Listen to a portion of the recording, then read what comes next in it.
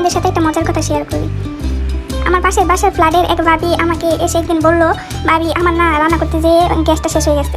পরে তখন আমি বললাম, ভাবি আমি কী করতে পারি? তখন বললো যে, ভাবি আপনার গ্যাসে কি একটু রান্না করা যাবে? পরে আমি বললাম, হ্যাঁ কেন না ভাবি, রান্না করেন, সমস্যা নেই, বাতি তো রান্না করেন। তখন সে ভাত রান্না করতে এসে তরকারি রান্না করলো 2 পদের। আমি কিছু বললাম না তাকে। তখন সে রান্না করে চলে গেলো, বললো ভাবি অনেক উপকার হইলো। পরে দ্বিতীয় দিন সে আসলো, আয়সা কী করলো, তখনও বললো যে, আমি বলছি ভাবি কোনো দরকার? সে বলতেছে, হ্যাঁ ভাবি একটু যদি রান্না করতে পারি আপনার যখন সে ওদিন রান্না করে গেলো, কিছু বললাম না, আচ্ছা ভাবি রান্না করে, সমস্যা নেই। যখন সে তৃতীয় দিন আসলো, তখন আমি বললাম, ভাবি আপনি সিলিন্ডার গ্যাস আনতে পারেন না, কোনো সমস্যা? তখন হ্যাঁ ভাবি সমস্যা, আনতে পারি না। এসে অনেক কিছু বুঝাইলো, মানে টাকা সমস্যা সে বুঝাইলই না, মানে বুঝাইলো অন্য কিছু, বুঝছেন।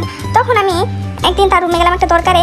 তখন তার রুমে দেখলাম সে সিলিন্ডার গ্যাসে তরকারি গরম করতেছে। তখন আমি দেখে অবাক হয়ে গেলাম, মানুষ কত বড় বাটপার। তখন ভাবি কত বড় মিথ্যা কথা বলে, চিন্তা করছেন? এরপর থেকে আমি মানুষের উপকার করি না, আর মানুষের উপকার করলে মানুষ মনেও রাখে না, আর আপনি বিপদে বলে আপনাকে কেউ উপকার করবে না। এই জন্য মানুষকে আর উপকার করতে মন চায় না এই কাহিনীর পরে।